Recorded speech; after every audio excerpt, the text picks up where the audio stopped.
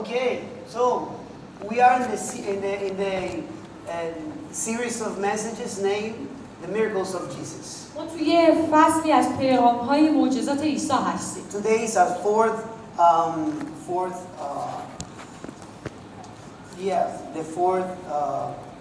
teaching of the lesson.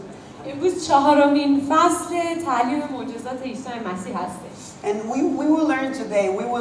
We will read one of the most important miracles, or one of the famous one in the Bible. و امروز یکی از مهمترین و یکی از معروف‌ترین معجزات عیسی رو در کتاب مقدس می‌خوایم با هم بررسی کنیم. Are you ready to read it with me? آماده هستید با من اینو بخونید؟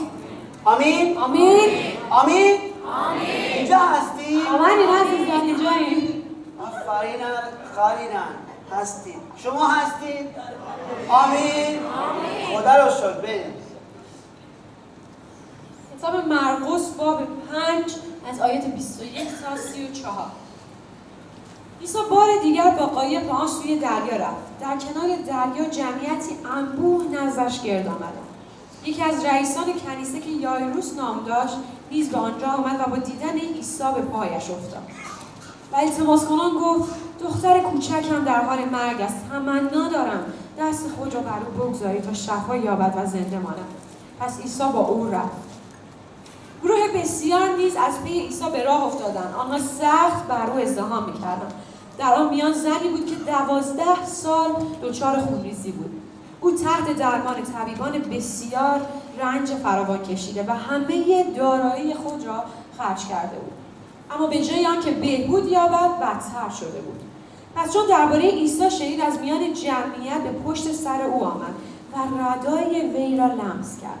زیرا با خود گفته بود اگر حتی به ردایش دست بزنم شفا خواهم یافت. در همان دم خونریزی او قطع شد و در بدن خود احساس کرد که از آن بلا شفا یافته است. عیسی در حال دریافت که نیرویی از او صادر شده است. پس در میان جمعیت روی گردان و پرسید: چه کسی جامه مرا لمس کرد؟ شاگردان او را پاسخ دادند: می‌بینی که مردم بر تو ازدحام می‌کنند. آنگاه می‌پرسید چه کسی مرا لمس کرد؟ اما عیسی به اطراف می‌نگریست تا ببیند چه کسی این کار را کرده است. پس آن زنی که می‌دانست بر او چه گذشته است، ترسان و لرزان آمده به پای عیسی افتاد و حقیقت را به تمامی به او گفت. عیسی به وی گفت: دخترم، ایمانت تو را شفا داده است. به سلامت برو و از این بلا آزاد باش. Wow, what a wonderful story. I love this story for many reasons. چه داستان بی‌نظیری. من این داستان خیلی دوست دارم به دلایل زیاد. If you are aware, for the last Sundays we are looking to people with problems, with troubles, and they come to Jesus and they get healed and they get free. اگه واقعا این یکشنبه ها رو دنبال کرده باشیم، می‌بینیم که داریم در مورد معجزاتی که عیسی در میان مردم انجام میده فقط بررسی می‌کنیم. You know, many times we can see in the Bible that Jesus had compassion on people and he went to heal the people. خیلی جاها در کتاب مقدس می‌بینیم که وقتی عیسی با مردم برخورد می‌کنه انقدر دلسوز هستش که مردم رو شفا میده. But there are sometimes in the Bible that we see people coming to Jesus and doing something to being healed. ولی خیلی جاها در کتاب مقدس دوباره می‌بینیم که مردم میان نزد عیسی و کارهایی رو می‌کنن تا شفا رو دریافت کنن. Look at me. به من نگاه. There are some people that Jesus came to heal, and there are some people like this woman that they came to Jesus to get healing. خیلی از مردم دقت کنید دو حالت هستش. خیلی از مردم هستن که خودشون میان نزد عیسی تا شفا رو دریافت کنن و عده دیگه هستش که عیسی میره نزد اونها تا اونها رو شفا بده. So why is God letting us stories like this in the Bible for us? چرا خداوند یک همچین داستان‌هایی رو برای ما در کتاب مقدس گذاشت؟ Why did God decided to let the story in the Bible for you and me today? چرا خدا تصمیم گرفتش که امروز این داستان در کتاب مقدس برای من و شما باشه؟ The reason that God decided to put the story in the Bible is He wants you and I to identify with this kind of people, normal people with suffering and hurts, and we can be encouraged in our faith. در واقع دلیل و تصمیم او این بودش که این داستان‌ها رو ما ببینیم و ببینیم که در اون تایم اینها چه اتفاقایی براشون افتاده بود و با چه اتفاقایی روبرو شده بودن تا در واقع این داستان‌ها تشویقی باشه برای زندگی ما در ایمان. Do you know what is the work of Satan? The biggest work of Satan. Do you know what it is? بزرگترین کار شیطان چیه؟ بزرگترینش. He's a liar. He will come to lie to your life. او یک دروغگوه، میاد تا در زندگی به تو دروغ He will بگه. come to tell you, you are alone. You are the only one suffering this. Nobody in the earth will suffer that before. And you are the only one suffering like this. You are alone. و میاد پیش تو میگه ببین تو تنهایی، تو تنها کسی هستی که روی زمین داره درد میکشه، اصلا همه دردا با تو فقط تنهایی داری همه دردا رو با خودت میکشی. Have you ever felt like this? حالا این حس به تو Have you ever felt that miserable, that lonely, that hurt? تنهایی از زندگی سیر شده باشی داشتی؟ Have you ever felt like this? اینجوری احساس کردی؟ Only I am suffering the world, you know? اینجوری فکر کردی که آخ من فقط منم که دارم Nobody can understand me. هیچکی منو نمیفهمه. Nobody can be in my place. هیچکی نمیتونه جایگاه It's من so بفهمه. difficult to be me. خیلی سخته که بخوای من باشی. Have you ever felt like حالا this? اینجوری احساس کردی؟ That's Satan's work. He wants to lie to you. این کار شیطانه، اون میخواد که به شما دروغ بگه. But we have stories like this woman so we can identify with her and we can know that we're not alone. And if Jesus did it yesterday, he can do it today to our lives. از داستان‌های مثل داستان‌های زندگی این زن در کلام خداوند ازش تا ما بهش پی ببریم و بفهمیم که نه تنها ما تنها نیستیم، بلکه عیسایی که در اون زمان یک کاری انجام داد امروز هم قادر همون کار انجام بده. So there's some things that I want you to notice at this woman. میخوام یه موضوعی هستش که میخوام شما در رابطه با این زن بدونید. Jesus was coming from the other side of the lake back to probably Capernaum. در واقع عیسی داشت بار دیگه با قایق میومد به این طرف دریا که قاعدتاً کفرناهم بوده. And he was a large crowd of people talking to him. میگه که یک جمعیت انبوهی داشتن با عیسی صحبت. Something weird happened there. و اونجا یک اتفاق عجیبی افتاد. A very important man came to Jesus. Very important man from the synagogue come to یک Jesus. شخص خیلی مهمی که یکی از رئیسای کنیسه بود پاشو So به سمت عیسی. look at here. Look at me. Let's think about it. بیاین دوباره تصور Jesus کنیم. was arriving to the city. عیسی رسید به اون شهر. It was a large crowd of people coming to him. یک جمعیت انبوهی داشتن سمت عیسی می اومدن. And everybody was asking for miracles. همه داشتن در مورد معجزه Everybody was pushing him. همه داشتن هولش میدادن. One very important man from the city, he came to talk to him and شخص says, my خیلی- daughter is sick. Please come to my home. و یک شخص خیلی مهم از شهر اومد گفتش که خواهش میکنم دختر من مریضه بیا به خانه من. And Jesus said, okay, I'm coming to your home. And the Bible says that all the crowd was going with Jesus and with the man to the man's home. و عیسی گفتش قبول کرد که به خانه اون مرد بره و در کلام میگه که همه جمعیت با عیسی و اون مرد روانه خانه اون مرد شدن. Normally, all these guys from the synagogue, they were against Jesus. They didn't like his ministry. They were Pharisees. And probably it was surprising from the rest of the people that Jesus was coming to the home of the Pharisee, of this leader of the synagogue. در حقیقت تمام این رئیسان کنیسه، تمام کسایی که در کنیسه بودن به ضد عیسی بودن و هر کاری که عیسی می‌خواست انجام بده اینا رد می‌کردن و یه جور براش مشکل بود که اگه می‌خواد کاری انجام بده، شفایی انجام بده، اونا بیان و ببینن. ولی اینجا می‌بینیم که یکی از رئیسان همون کنیسه اومد عیسی رو از خواست. So it was all the people in the town going with the leader of the synagogue to his home because his daughter was sick, and Jesus said, I'm going to home to heal her. So everybody went with Jesus. Imagine how busy Jesus was. شما دقت کنید که تمام اون جمعیت شهر همراه با عیسی اون رئیس کنیسه رفتن به خونه اون مرد چون دخترش مریض بود. هم به این فکر کنید که چقدر عیسی اونجا مهم بود که همه باهاش همه جا میرفتن. So listen. دقت کنید. Jesus was coming with a very important people.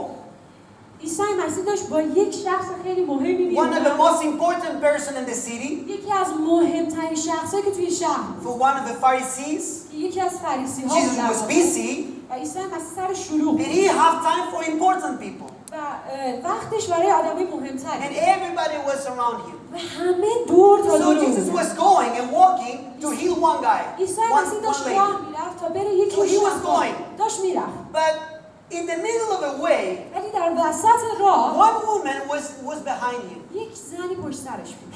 Jesus didn't come to heal her. عیسی مسیح نیومده بود که او رو شفا بده. Jesus was not going to her home. عیسی مسیح هم قرار نبود بره خانه Jesus او. was going to the principal of the synagogue's home. در واقع عیسی مسیح داشت میرفت به اون خانه رئیس کنیسه که He had دخترش رو شفا money بده. to heal another people. داشت میرفت که کس دیگه رو شفا بده. But something happened. ولی اتفاقی It was افتاد. one woman. یک زنی بود. And it was something different about this woman. و یک چیز متفاوت‌تری در She was different than all the rest of the people. در این زن از تمام مردمی که دور اطراف عیسی بودن Everybody متفاوت. was behind Jesus. همه پشت سر عیسی بودن. Everybody there was surrounding Jesus. همه پشتش داشتن احاطه‌اش می‌کردن. But she got healed. ولی اون شفا گرفت. Many people was with Jesus. خیلی از آدم‌ها با عیسی Many بودن. people with problems and sickness, they were surrounding Jesus. خیلی از مردم با مریضی‌ها و مشکلات دور تا دور But عیسی just one گرفتن. woman got healed. ولی فقط یک زن شفا Why? گرفت. چرا؟ Why is that this woman get healed? چرا این زن شفا گرفت؟ Why made her different? چرا متفاوت‌تر از همه بود؟ We will learn that today. اینو می‌خوایم امروز یاد بگیریم. Because even that Jesus was not going to her, she got a healing. چون که حتی وقتی عیسی سمت اون نمیرفت شفا رو دریافت. And sometimes maybe you feel like this yourself too. شاید بعضی وقتا حس می‌کنین که این یک موقعیتی هست که خودتون درش. Sometimes you feel that God is busy with most holy people. شاید فکر می‌کنین که خدا همیشه سرش با آدمای مقدس You شروع feel like God is going only with ministry team on the church or with holy people. فکر می‌کنی خدا فقط و فقط دنبال تیم خدمتی داره میره و آدمایی که مقدس‌ترن. And you feel like this woman. و احساس می‌کنی که مثل این زن Or you شده. feel like the guy who we preached the other day, the guy by the side of a road. و شاید احساس می‌کنی اون دو تا مرد کور کنار جاده‌ای. Why was this woman different? چرا این زن متفاوت بود؟ Let's see some things about this woman. یک چیزی رو در رابطه با این Number one, مورد who اول was her? Let's go read the verses او کی here. بود؟ بریم یک بار دیگه آیه ها رو بخونیم. Yeah, 25. آیه 25. 25 is, let's see 3, 25, 26, just, 25 and 26. این دو تا آیه رو بخونیم 25 و 26. Who was this woman? این زن کی بود؟ در آن میان زنی بود که 12 سال دچار خونریزی بود. او تحت درمان طبیبان بسیار رنج فراوان کشیده و همه دارایی خود را خرج کرده بود.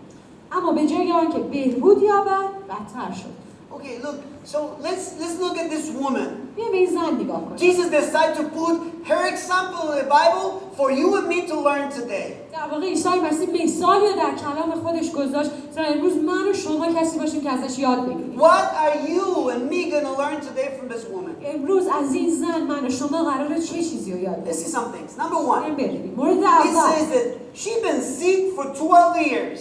میگه که این زن 12 سال مریض بود. She didn't born sick. مریض به دنیا نیامد. She had a wonderful life. زندگی عالی She داشت. was alright.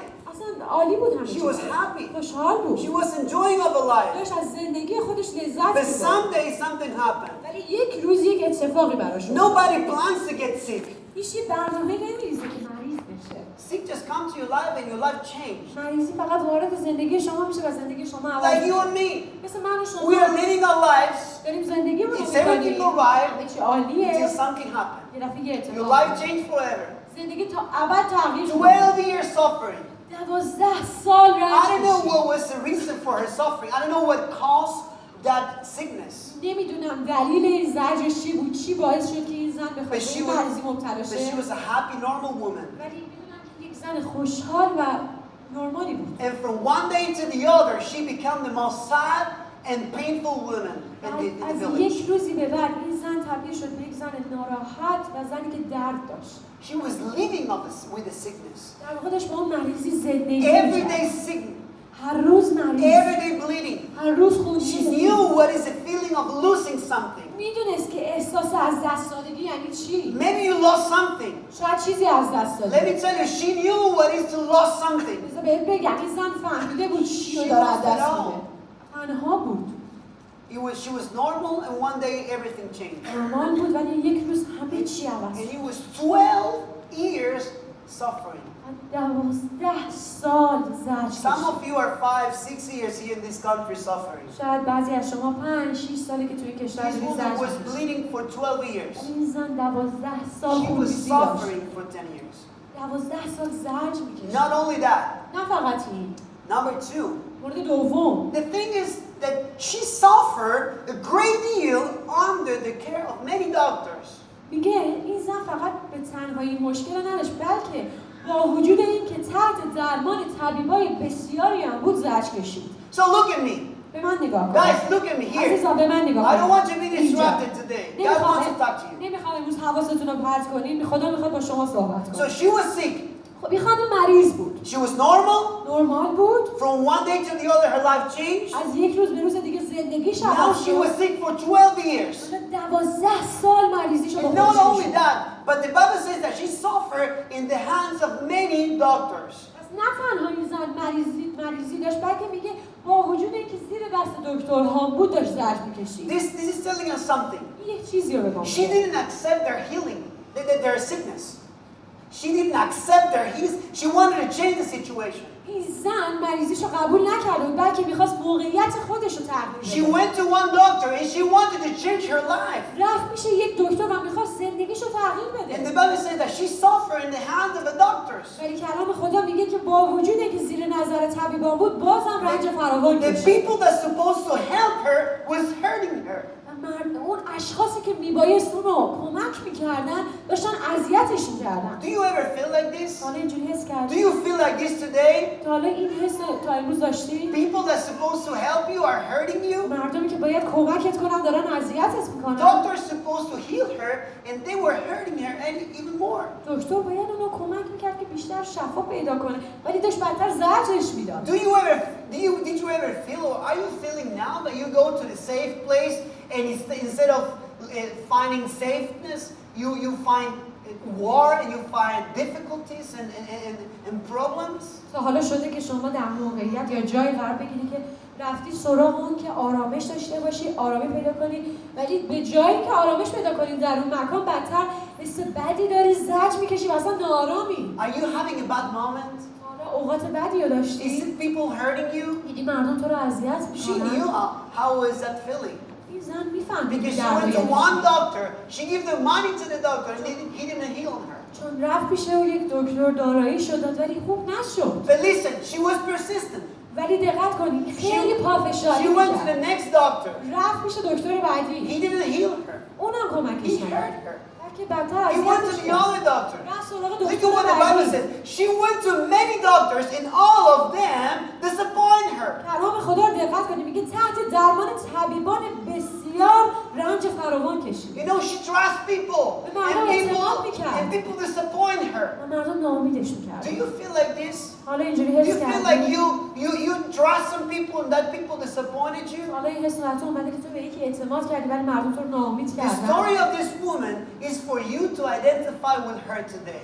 داستان این زن در واقع برای شماست تا امروز بفهمید درد یعنی چی. She was suffering for a long time. There was not hope for her life. زجر بسیاری میکشید، هیچ کمکی در زندگیش وجود نداشت. Look at the third point is that she had spent all the money she had. و نکته سوم در آیه 26 رو نگاه کنید میگه و همه دارایی خود را خرج کرده بود. So look at this. One day is normal. یک روز نرمال هستم به چی؟ The other day she's sick. روز بعد مریض شد. She went to the doctor. رفت پیش دکترا. She put a lot of money on it. یه قلم پول گذاشت رو And the میزش. doctor hurt her even more.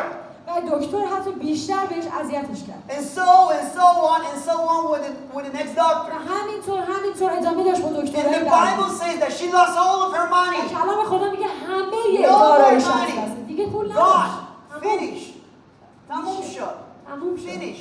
She was poor. تغییر She شد. was empty. خالی بود. Now she was not only sick, حالا نه تنها مریض بود. she was disappointed of the people that's supposed از to help her. مردم اطرافی که بعد کمکش میکردن. Now she was poor. و الان هم فقیر شد. No money. هیچ پولی. Did you ever feel like this? حالا همچین حسی بهتون دست داده. She was really in a pretty bad situation. واقعا این زن در موقعیت She was بدی suffering. داشت زجر But میکشید. I can see something on her. ولی یک چیزی رو در او من میبینم. She was determined to change her situation. او تصمیم گرفته بود پافشاری داشت که شرایطش رو عوض کنه. She put all of her life to pursue, to chase her dream and to change her life. در واقع کل زندگیش رو گذاشت تا رویاش رو دنبال کنه و زندگی خودش رو She تغییر بده. spent all the money. همه پولش رو She خرج went کرد. to every single doctor she could go. She spent every money to the last penny on the doctor. She spent it all. همه داراییشو پیش همه دکترها خرج کرد.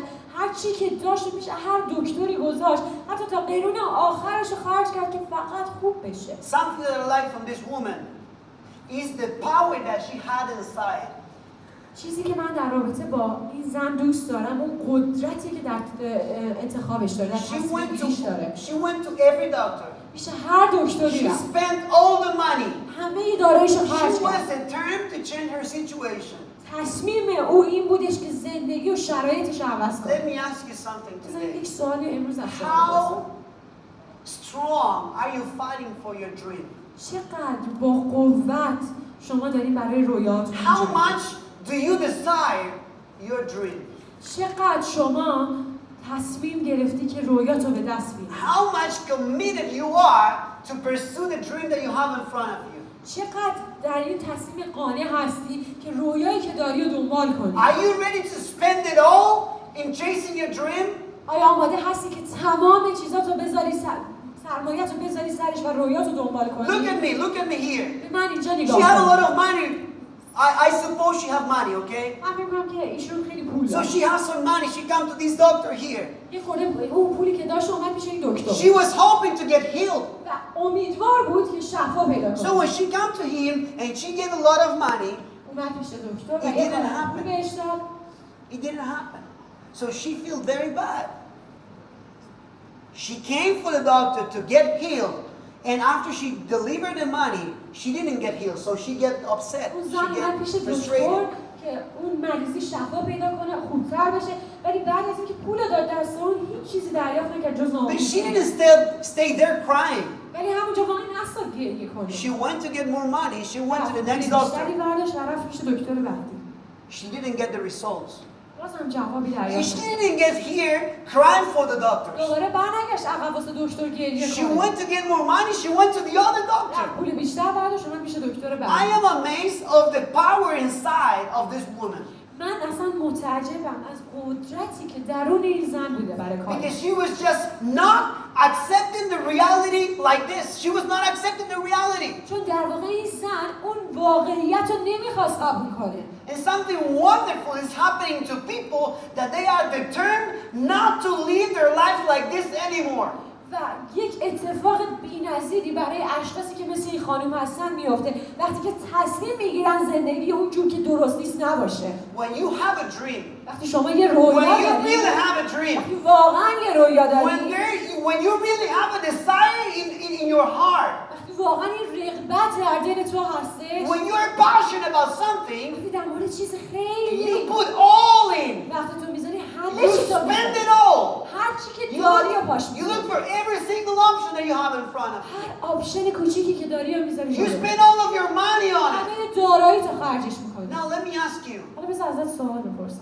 Some of us, we go to the first doctor. بعضی از ما میشیم پیش دکتر اول. After we didn't get what we want, وقتی چیزی که میخوایم و دریافت we go home to cry. میریم خونه گریه میکنیم. We go home to complain. میریم خونه کلنجار میکنیم. We go home and get depressed. میریم خونه و دپرس میشیم. And we spend the rest of the money in drugs, in cigarettes, in alcohol, or whatever.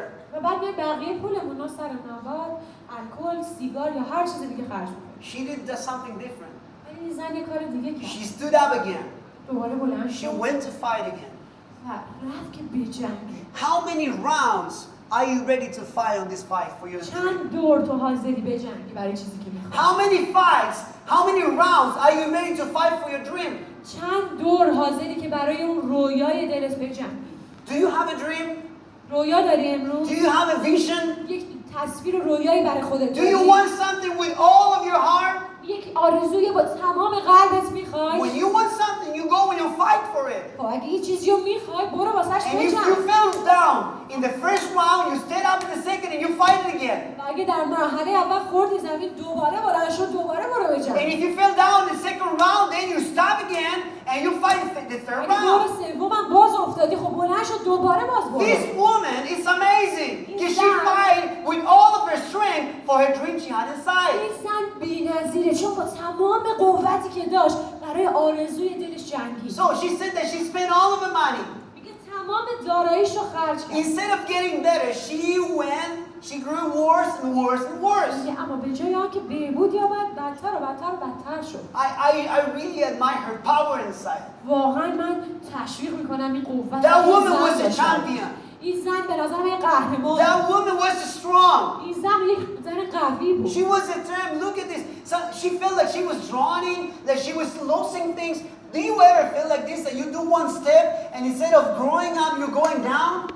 میگه که همه چیزی که داشت از دست داده بود. حالا این حس برای شما پیش اومده که میخوای یه کاری انجام کنی به جای که رشد کنی داری سقوط میکنی؟ It was all wrong. همه چی No اشتباه. money. هیچ پولی نداشت. No doctors. هیچ دکتری دیگه نداشت. Everything bad outside. همه چی از بیرون بد شد. But ولی look at what the Bible says in verse کلام خدا 27. در آیه 27 چی میگه؟ که پس چون درباره عیسی شنید از میان جمعیت به پشت سر او آمد و ردای وی را لمس کرد. Okay, so she heard about Jesus. در مورد عیسی شنید. It was everything gone. همه چیز Everything gone. همه چیز از She دست tried داده. everything. هر چیزی رو She امتحان کرد. fought for her dream. اصلا واسه اون رویای خودش جنگید. Nobody could help her. هیچکی نتونست کمکش Till کنه. she heard about Jesus. در مورد عیسی شنید. You know what? It's wonderful to receive good news. می‌دونی چیه؟ خیلی حس قشنگیه که یه خبر خوش به گوشت She برسه. spent all of her money. تمام داراییش رو خرج You know, she lost everything. همه چیز رو از But there is one thing she never lost. ولی یک چیز بود که هرگز از دست نداد. She didn't lose hope. امیدش رو از دست The نداد. only thing, the biggest, currency that you can ever have is hope. بزرگترین ابزاری که شما همیشه میتونی داشته باشی امید. You can lose your money. میتونی پولت رو از دست You بدی. can lose people around you. و میتونی مردم اطرافت You رو can از دست lose بدی. possibilities and doors and things. Everything can go on. میتونی موقعیت‌ها، درهایی که روبروت هست همه چی رو از دست بدی. But when you don't lose your hope, you still have ولی وقتی a chance to get your امیدت رو از دست ندی هنوز فرصت برنده Look at شدن. this.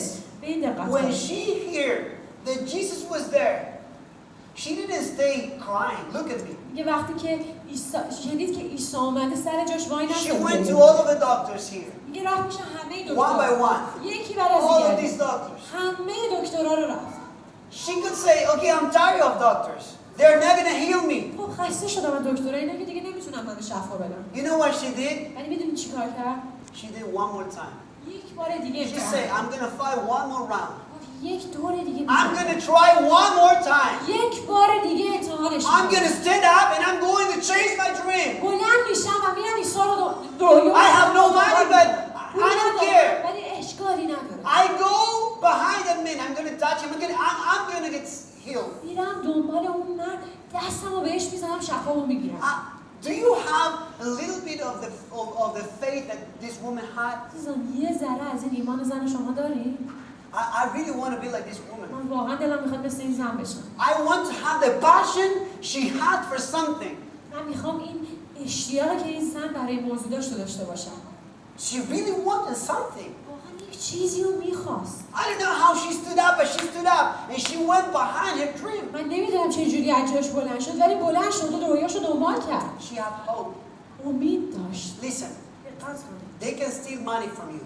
از شما میتونم پول بدزدن. They can do whatever they want with your country. میخوان هر کاری هم میتونن با کشور شما بکنن. People around you can hurt you. مردم اطراف میتونن شما رو اذیت کنن. You can get sick. شما میتونی مریض بشی. Many things can happen around you. خیلی چیزا دور و بر But شما there is اتفاق one thing that you are not allowed to lose. ولی یک چیزی هست که شما حق از دست دادن There's شما one thing دارید. that you cannot let yourself to lose. یک چیزی هستش که نمیتونی به خودت اجازه بدی که از That is دستش hope. بدی. و اون امیده. They can steal from you whatever they want. هر چی که دلشون بخواد از شما But they میتونن. cannot take the hope inside of ولی you. نمیتونن امید درون They will take my money. پول منو میتونن. They will take my health. میتونن They سلامتی will منو. mistreat me. میتونن بهم They will خیانت hurt کنن. me. میتونن اذیت But they're not کنن. going to take the hope I have inside. ولی نمیتونن I'll امیدی keep که درون fighting. دارن رو از بگیرن. I'll keep fighting. من به جنگ One more round. یه دور دیگه. One more round. یه دور دیگه. And I believe that God came today to tell you one more round. من باور دارم خدا امروز میخواد به شما بگه یه دور دیگه. I believe that the Lord is here telling you, stand up and fight one more round. من باور دارم خدا امروز اینجا هست و داره به شما میگه بلند شو یک دور دیگه برو. Jesus was busy. عیسی سرش He was with important people. داشت با مردمی که یکی از افراد مهم She came from behind. این زن از پشتش It means that اومد. she was ashamed. و میگه خجالت زده She بود. was poor. فقیر بود. It was a multitude in front of her. و یک جمعیت انبوه جلوش But بود. she find it out the way inside of a multitude to go to Jesus, to touch his dresses and get healed.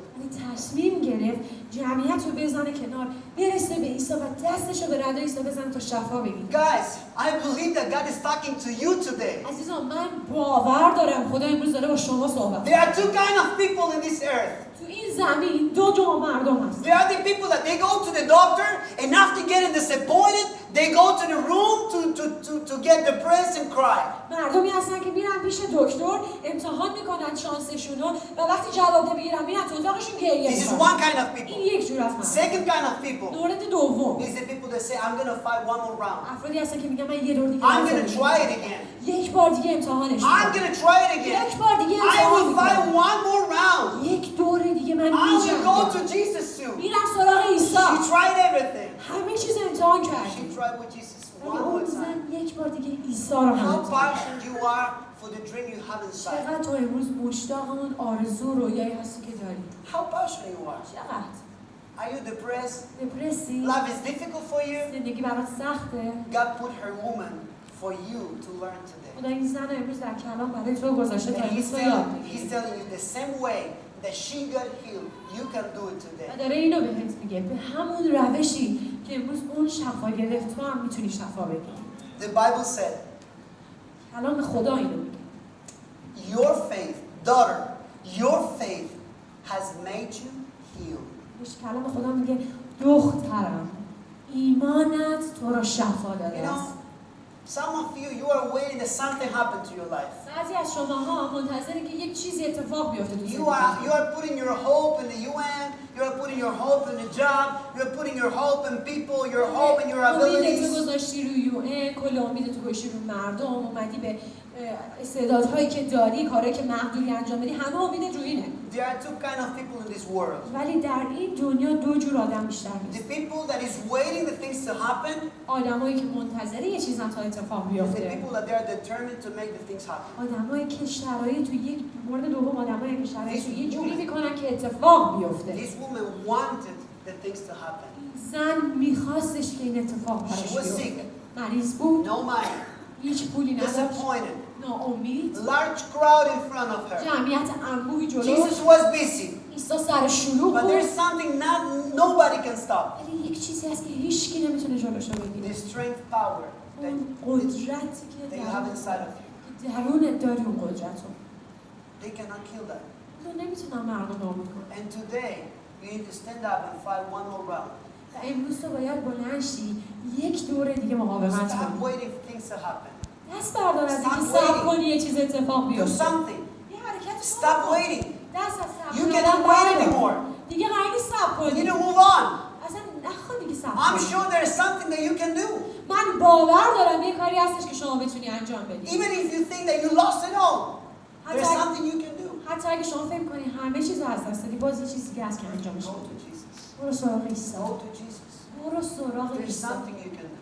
یه کاری هستش که بتونی And انجام there's بدی. something, and it's not something, it's somebody. این یک چیز نیستش، یک شخصی که میتونه برای Go تو and کاری touch انجام بده. Jesus. برو عیسی رو لمس کن.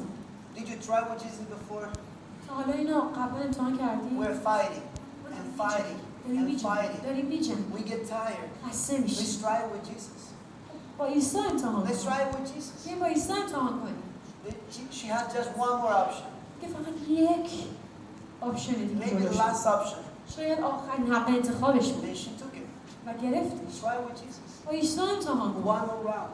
یک دور دیگه. One more round. یک دور دیگه. Do you feel like this woman sometimes? بعضی اوقات مثل این زن احساس میکنی که I am هستی. sure you feel like her. من مطمئنم که همچین Because احساس I feel like her many times. Because I feel like her چون many که times. خودم بارها مثل این زن این احساس We are داشتم. humans, man. ما انسان ها هستیم. We suffer. ما زرج میکشیم. We get disappointed. ناامید میشیم. We put our hope in the wrong people sometimes. میایم امیدمون رو افراد اشتباه We put our میذاریم. hopes in the wrong places, right? امیدمون رو Sometimes. میایم توی جاهای اشتباه میذاریم. But we are now those that go to home to cry. ولی امروز ما اونایی نیستیم که برگردن خونه و گریه We are the ones to stand and fight the next round. ما اونایی هستیم که میخوایم وایسیم و دور بعدی رو بجنگیم. Listen to me. به من گوش کنید. Are you here? با من این عزیزان اینجایی؟ حواستون هست؟ الو؟ الو؟ الو؟ اینجایی؟ نیستم. اینجایی؟ عزیزان با منی؟ Amen. Because God wants to tell you one thing. خدا یک چیز دیگه میخواد به شما The بگه. message of today is 3 words. پیغام امروز 3 تا کلمه You need to بیشتر. go home just with 3 words in your mind. امروز با 3 تا کلمه تو ذهنت برو خونه. Are you ready? آماده؟ 1 more round. یک دور دیگه. یک دور دیگه. 1 more round. یک دور دیگه. That is the word, not my word.